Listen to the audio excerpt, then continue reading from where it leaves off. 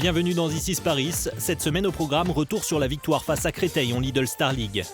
Les supporters du 8e homme ont pu comme chaque année rencontrer les joueurs, nous étions là avec eux. Nous vous proposerons ensuite un reportage avec la Fondation Paris Saint-Germain qui organisait le week-end dernier un tournoi dans les Yvelines. Retour au terrain ensuite avec la victoire en Coupe de France contre Sannois Saint-Gratien. Enfin, nous terminerons avec Benoît Kounkoud, l'espoir du PSG devenu professionnel. 3 jours après la difficile victoire en Coupe de la Ligue, Paris attend de nouveau Créteil à Coubertin, cette fois-ci pour le compte de la 12e journée de Lidl Star League. Objectif, rester invaincu en championnat à quelques jours seulement de la trêve hivernale. L'enchaînement des matchs a mis les organismes à rude épreuve, mais les rouges et bleus sont prêts à donner un dernier coup de collier avant un repos bien mérité.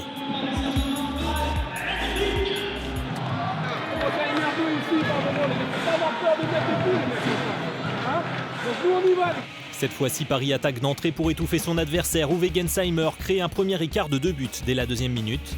Jesper Nielsen, meilleur parisien du match avec 9 réalisations, se charge ensuite d'agrandir l'écart, bien secondé par Goraskov derrière.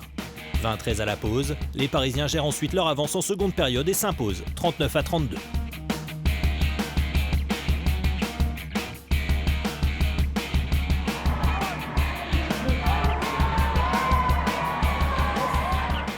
Das war diesen Unterschied nicht jetzt in Spielweise. Wir haben das gleiche gespielt, was wir vor 3 Tagen gespielt haben. Nur die Abwehr war wesentlich konsequenter und vorne wurde nicht mehr Ball nur weggeschoben, sondern wurde richtig angegriffen. Ce soir, on voulait surtout tout d'abord gagner, mais mieux jouer en défense, c'est ce qu'on a fait en première mi-temps. En deuxième, on a plutôt contrôlé, mais on aurait pu faire encore mieux. Je pense qu'on a pris du plaisir sur le terrain, on a donné du plaisir au public pour nos derniers matchs à Coubertin de l'année. Voilà, c'était l'essentiel. Le Paris Saint-Germain Handball a profité de la rencontre pour offrir à ses abonnés une soirée d'exception. Un buffet offert par le club attendait les fidèles pour les remercier de leur soutien. Niveau fidélité, le 8e homme n'a rien à se reprocher, bien au contraire. Comme chaque année, les supporters qui animent les rencontres des Rouges et Bleus ont eu le privilège de rencontrer les joueurs. Un moment d'échange et de partage. C'est que du bonheur parce qu'on les supporte depuis pas mal d'années. C'est des champions qu'on croit inaccessibles alors qu'ils sont super gentils, accessibles. Mickaël est venu, on va aller voir les autres et c'est un grand plaisir. On a vraiment un moment privilégié avec eux et on va profiter du moment à fond. On a la chance d'avoir un groupe de supporters qui viennent nous voir à tous les matchs, qui viennent aussi nous voir à l'extérieur souvent et c'est pas le cas de toutes les équipes, donc on a la chance de pouvoir compter sur leur soutien. On sait que c'est quelque chose de très important dans notre sport. On voit vraiment qu'il y a énormément de soutien derrière cette équipe, même pendant les matchs. C'est vraiment une super ambiance et ça continue de grandir et c'est vraiment une bonne chose parce qu'on a besoin de ce soutien pendant les matchs.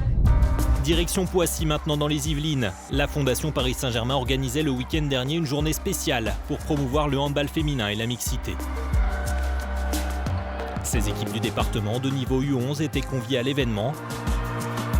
Au programme, des ateliers mais surtout un grand tournoi, suivi d'une remise de cadeaux.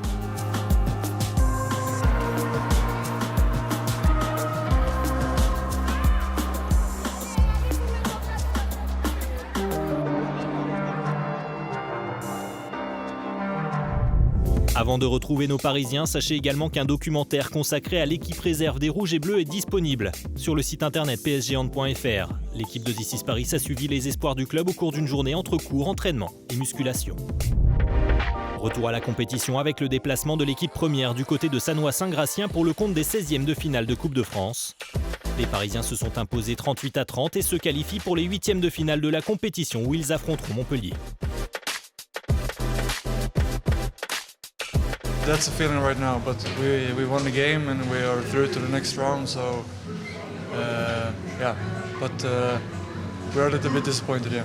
On s'est compliqué la tâche, du coup ça a été très dur pour nous de rentrer dans le match même si on l'a gagné. Et il nous reste encore un match compliqué jeudi contre Nantes, en plus à Nantes. On sait très bien que là-bas ça va être la guerre et il va falloir qu'on se remette directement au travail dès lundi. Plus qu'un match avant la trêve pour Paris face à Nantes en Lidl Star League. Un adversaire un peu particulier pour Benoît Kounkoud, puisque c'est face au H que le jeune Parisien formé au club a marqué son premier but professionnel, il y a 2 ans maintenant.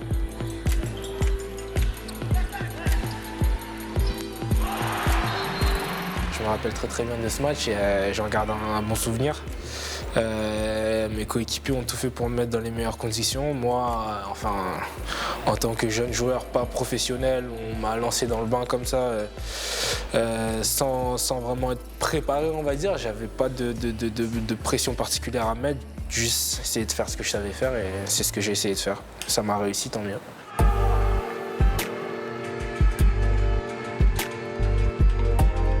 Quand je mets un but, ouais, et surtout celui-là, ça a été mon premier avec l'équipe 1. Donc c'est sûr qu'il y a eu de la joie qui est sortie, mais c'est comme ça et je pense que ça fait partie, hein, ça fait partie du jeu. Quand on regarde maintenant, il y a de plus en plus de joueurs qui à mon âge, jouent en première division. Je pense à l'un de mes meilleurs amis, dit quand même au FC Barcelone. Il y a Nedim Remili ici qui est à peine plus vieux que moi, donc je dirais pas forcément en avance, mais c'est vrai que quand je joue à Paris et en vivant tout ce qu'on peut vivre ici, ça m'apporte une expérience particulière et j'essaie de m'en servir pour avancer tranquillement.